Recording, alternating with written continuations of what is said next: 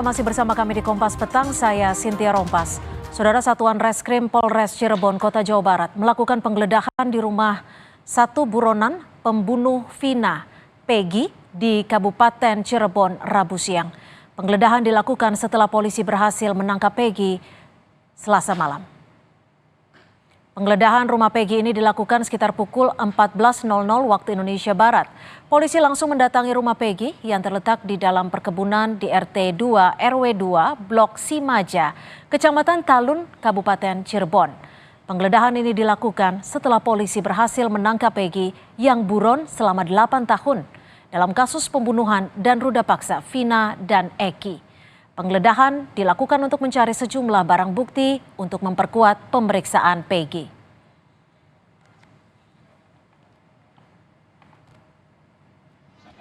Koordinator Subkomisi Penegakan HAM Uli Parulian Sihombing mengungkapkan Komnas HAM sudah menindaklanjuti tudingan serius ke Polda Jawa Barat soal dugaan penyiksaan salah satu pelaku pembunuhan terhadap Vina Sakatatal. Namun hingga kini belum ada balasan dari pihak Polda Jawa Barat. Ini kan dia udah ditahan kan. Dengan aduan mereka, pertama terbatasnya akses keluarga dan kuasa hukum untuk menemui para tersangka termasuk Sakal. Yang kedua memang terkait dengan dugaan adanya penyiksaan ketika proses penyelidikan dan atau penyidikan. Nah kemudian ketika kasus ini viral sebetulnya kami juga sudah berkoordinasi dengan Polda Jabar seperti itu. Kami ingin minta keterangan, informasi terkait tindak lanjut penanganan 3 DPO tersebut. Nah, itu yang sedang kami dalami. Babak baru pengusutan ulang kasus pembunuhan Vina dan Eki di Cirebon makin terbuka usai di Reskrim Polda Jabar menangkap 1 dari 3 buron bernama Peggy Setiawan alias Perong di Bandung. Kabid Humas Polda Jabar Kombes Jules Abraham menyebut penyidik akan melakukan pemeriksaan ulang maupun tambahan yang diperlukan untuk menjerat Peggy Setiawan. Tentu akan berkembang, Pak. Tentu akan berkembang bahwa kita akan melakukan pendalaman, melakukan pemeriksaan ulang, pemeriksaan tambahan terhadap narapidana yang ada, terhadap Peggy Setiawan yang sudah kita DPO-kan, maupun mungkin kita memerlukan keterangan saksi, surat maupun petunjuk yang akan menguatkan daripada persangkaan yang akan kita kenakan terhadap Peggy Setiawan. September 2016, Kapolres Cirebon Kota saat itu AKBP Indra Jafar menyebut polisi telah menetapkan 11 orang tersangka pembunuhan dan pemerkosaan Vina dan Eki. 8 orang berhasil ditangkap dan 3 orang lainnya DPO.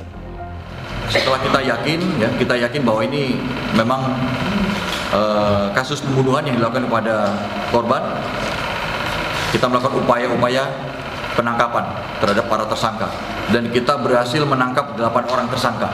Awalnya 7. Setelah itu beberapa lama berikutnya tertangkap lagi 1, jadi 8 kita tangkap.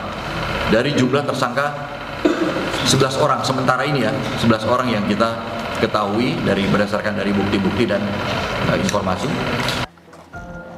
Menurut Ketua Harian Kompolnas, Beni Mamoto, tim penyidik Polda Jabar perlu menggali informasi dari tim penyidik awal yang menangani kasus pembunuhan Vina dan Eki.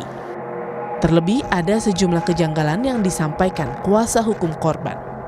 Jadi kami juga mendorong untuk bagaimana tim yang terdahulu pertama kali menangani itu juga perlu digali informasinya, apakah mereka masih aktif atau sudah pensiun, itu dikumpulkan kemudian dirunut lagi, cocokkan dengan apa yang disampaikan oleh pihak penasihat hukum, sinkron atau tidak. Tak hanya tudingan kejanggalan dari kuasa hukum keluarga Vina, pengakuan lain datang dari Saka Tatal, salah seorang mantan narapidana yang dihukum 8 tahun penjara. Saka menyebut mendapat perlakuan tak manusiawi saat diproses hukum dan dipaksa mengaku terlibat kasus pembunuhan Vina dan Eki. Bahwasanya saya tidak melakukan apa yang dituduhkan. Saya kepayanya itu normal biasa kayak dulu lagi. Bahwa Saka sebenarnya tidak bersalah sama sekali. Terus juga banyak tekanan juga kok dari oknum-oknum polisi waktu itu. Akhirnya terpaksa mengakui. Di malam kejadian malam minggu itu juga Saka tidak tahu menahu. Saka posisi ada di rumah. Setelah Peggy alias Peron ditangkap, kini tersisa 2-3 DPO lain, yakni Andi dan Dani. Tak hanya karena momentum film mengenai Vina, tertangkapnya ketiga DPO berpeluang membuka babak baru pengusutan kasus Vina dan Eki. Tim Liputan, Kompas TV.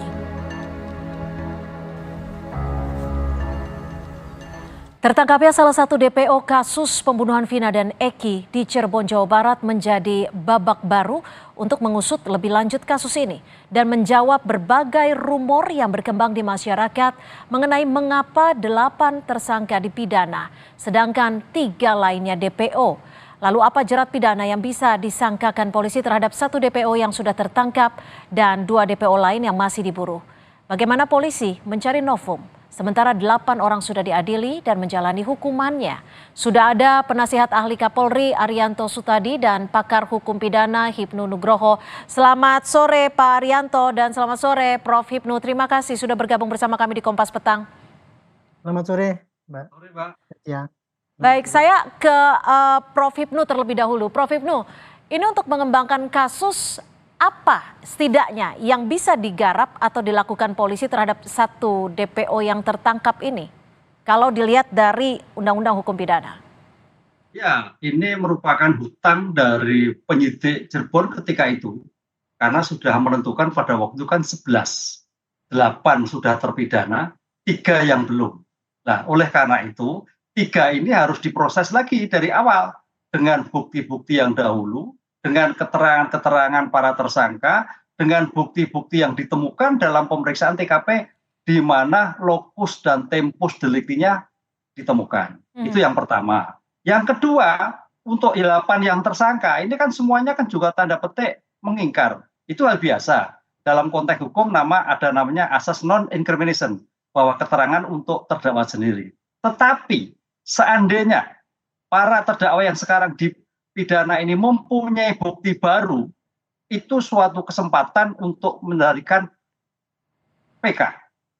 Bukti baru, bukti yang diketemukan pada waktu persidangan tidak ditemukan di persidangan. Bukti baru, jadi bukti-bukti yang ditemukan ketika waktu sidang itu tidak ada. Nah, disinilah ada dua dimensi hukum, Mbak. Dimensi yang terpidana adalah melanjutkan dengan mengajukan upaya-upaya hukum lain, termasuk PK. Dimensi yang kedua adalah terhadap tersangka yang sekarang ketemu dilakukan suatu pemeriksaan seperti pemeriksaan-pemeriksaan ketika 8 tahun yang lalu. Karena subjek hukum kan bertanggung jawab atas perbuatannya. Oke, Gitu, tapi Prof, setelah 8 tahun ini novum sendiri masih terbuka tidak untuk kembali melihat kasus ini secara komprehensif? Ya, masih terbuka, Mbak. Karena kalau kita melihat suatu kasus ini kan 11 ya. 11 itu kalau kita lihat perkembangan di media, ada yang mengaku, ada yang tidak, ada yang dipaksa gitu. Tapi itu bagian sistem, Mbak. Masalah terbukanya itu karena bukti yang baru. Ini yang harus dipahami. Kadang-kadang kalau kita lihat praktek itu bukti-buktian gitu loh, Mbak. Sehingga bukti baru itu bukti yang betul-betul ketika yang bersangkutan di antara 8 itu tidak menemukan. Ada bukti yang sekarang ditemukan. Itu yang bukti baru. Sebetulnya nggak sulit sekali menemukan bukti baru. Sehingga kalau kita kualifikasi, identifikasi, Mbak, permohonan novum itu hampir 80% ditolak. Karena memang sulitnya menemukan bukti baru.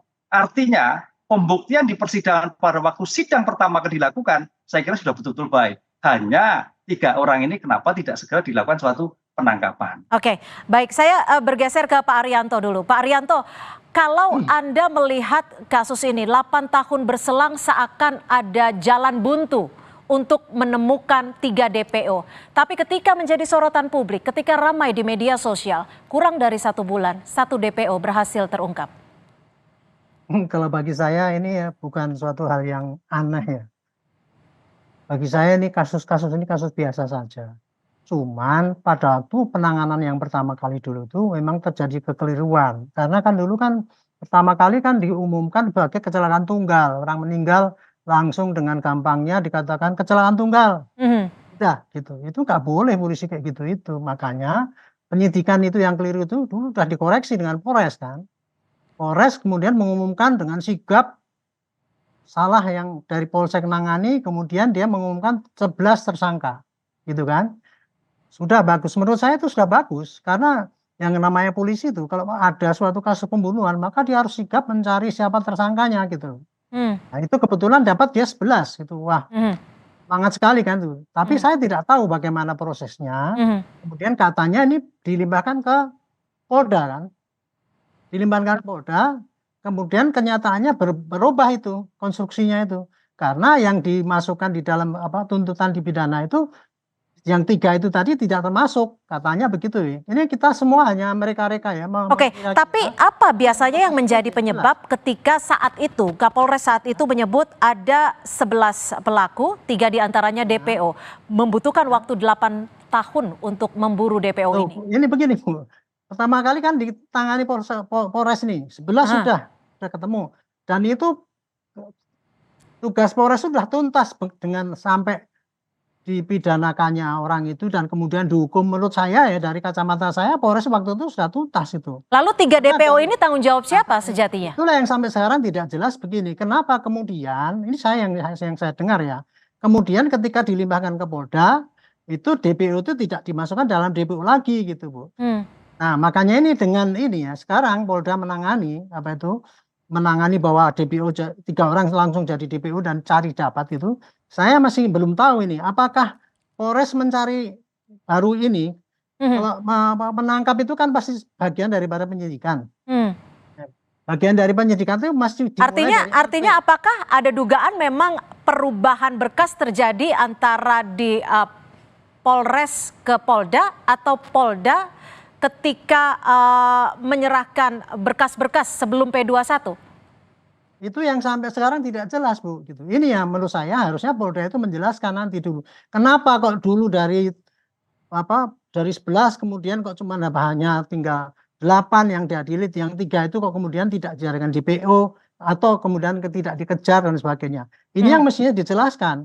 Nah sekarang polisi ini bagian daripada pelayanan ya, orang menuntut keadilan. 3 ini masih DPO. Ya otomatis nih sekarang dengan gegap gempita cepat langsung DPO walaupun nggak ada fotonya dan sebagainya. Baik. DPO itu bagian dari penyidikan Bu.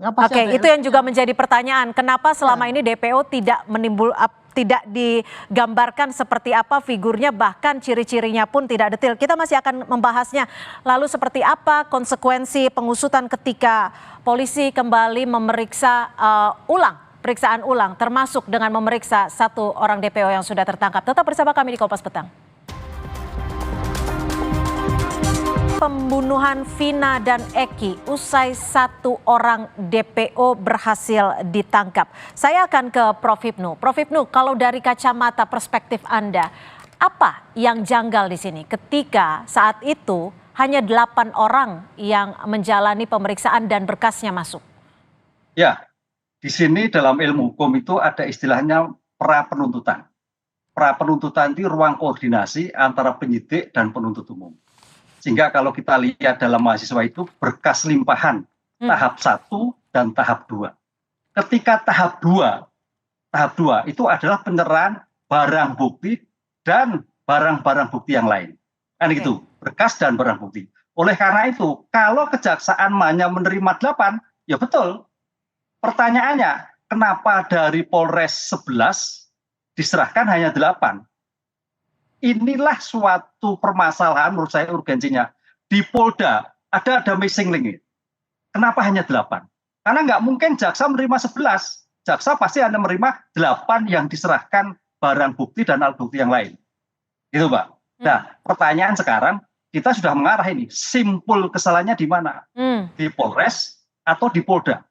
Pada waktu penyerahan barang bukti pada penuntut umum. Karena penuntut umum nggak mungkin menyerahkan 8, suruh menyerah proses, nggak mungkin. Itu ruang koordinasi. Bagaimanapun dalam suatu pra penuntutan itu ada suatu sikap, suatu hal untuk mempersiapkan di persidangan. Sehingga yang jelas kalau 8 itu dituntut di persidangan, berarti Polda hanya menyerahkan 8 tersangka, bukan 11. Gitu. Oke, jadi kalau Anda boleh membaca atau boleh melihat, missing link-nya berarti ada di Polda Jawa Barat ketika itu ada pelimpahan. Oke, ada di Polda Jawa Barat. Saya ke Pak Arianto. Pak Arianto, kalau saat ini sudah ada 1 DPO yang ditangkap, setidaknya masih ada 2 yang sedang diburu. Tapi di sisi lain, terpidana yang sudah bebas juga mengaku bahwa ia merupakan korban salah tangkap. Pengakuannya seperti itu. Lalu ketika terjadi pemeriksaan ulang ini, apakah ini akan mengubah dari dari 8 orang yang sudah menjalani masa hukumannya? Itu yang 8 ya, sudah dihukum itu polisi itu sudah bukan urusan polisi lagi itu Bu. Nggak usah digubris itu. Tetapi kalau ada komplain bahwa dia itu disiksa, itu silahkan laporan itu. Itu laporan baru dan polisi Artinya pasti akan kasus baru ya? Ya baru itu untuk polisi yang disiksa itu dan sebagainya. Dan itu ranahnya ranah propam gitu. Tapi kalau dia itu lapor kepada polisi, bikin LP bahwa saya dianiaya polisi, bisa juga diperiksa sebagai kasus penyiksaan biasa yang dilakukan oleh apa. Nah yang kedua ini tadi yang 3 orang DPO itu tadi, itu ya penyidikan baru menurut hemat saya. Kalau karena dulu kan nggak pernah disidangkan ya. Kecuali kalau dulu disidangkan kan jadi nebis ini dem ya gitu jadikan. Ini kan 3 orang DPO. Makanya yang saya pertanyakan adalah ini DPO Polda Jabar kemarin itu menebarkan DPO itu apakah pakai LP baru? Yang jelas sudah pasti itu. Harus ada LP dan kemudian ada sprindik dan kemudian ada karena itu udah langkah-langkah represif yang harus dilindungi pakai surat perintah penyidikan gitu. Jadi kalau ini 3 orang ini mudah saja bagi saya, teruskan aja penangkapan, cari saksi-saksi bahwa dia dituduh terlibat dalam suatu pembunuhan itu, kemudian serahkan kepada jaksa. Kalau jaksa menganggap cukup bukti ya disidangkan. Kalau kemudian dikumpulkan disampaikan ke jaksa bilang wah nggak cukup bukti, ya polisi SP3. Cuman gitu aja prinsipnya Tugas polisi itu cuma penyidikan, cuma bikin terangnya perkara kok, mengumpulkan bukti-bukti, keterangan saksi dan sebagainya diramu dalam berkas, kemudian serahkan kepada jaksa untuk penuntutan. Kalau memenuhi syarat, go, kalau enggak SP3. Baik. Tapi jelaskan pada masyarakat, ini loh kendalanya begini, bukan DPO 3 kemudian nggak tangkap 8 bulan kok kemudian ditangkap itu karena kurang penjelasan kepada masyarakat. Itu masyarakat yang jadi bingung sekarang gitu. Itu tugas polisi sekarang di media yang serba bebas dan suara ini mestinya memberikan penjelasan kepada rakyat itu bagian yang sama dengan dia melakukan penyidikan yang baik gitu. Baik, saya ke Prof. Ibnu. Prof. Ibnu, jadi nanti ketika ada pemeriksaan ulang, ketika ada temuan baru, apakah akan mengubah ke-8 terpidana? Apakah akan diadili lagi atau seperti apa? Ketika seumpamanya akan ada dugaan pasal seumpamanya ruda paksa dan juga unprocedural dari penyidik. Ya, enggak Mbak. Jadi begini, terhadap 8 yang sudah terpidana, itu tinggal melakukan upaya-upaya hukum lain. Misalkan terhadap peninjauan kembali. Tapi ketika ada suatu pemeriksaan dengan penganiayaan, nah itu, tekanan, itu suatu tindak pidana sendiri. Makanya para tersangka yang merasa ditekan, dianiaya, segera laporkan ke Propam. Ini buktinya minta visum. Lah ini melebar sekarang kemana-mana. Bicara soal bukti, karena kalau bicara soal hukum kita harus menyerahkan bukti. Ucapan tidak begitu kuat ketika tanpa pelampiran bukti. Lalu bukti-buktinya akan seperti apa dong? Karena ini kan sudah 8 tahun berselang. Visumnya juga tidak bisa dilakukan ulang. Ya, itulah kelemahan. Visum apalagi hitungan hari itu sudah berubah. Itulah kelemahan. Oleh karena itu Mbak, makanya dimensi yang pertama itu adalah bagaimana dia mendapatkan suatu novum. Itu harus dikejar dulu karena hampir semua menolak kan. Pertanyaannya 11 melakukan suatu dugaan pembunuhan perkosaan. Bagaimana peran yang terjadi itu harus juga dilakukan. Bagaimana bukti forensik? Saya kira kalau bukti-bukti forensik ke depan waktu itu Polres Cirebon sudah oke Mbak, saya kira. Polda sudah mumpuni semuanya. Lah itu dibuka kembali. Berbicara nggak seperti itu.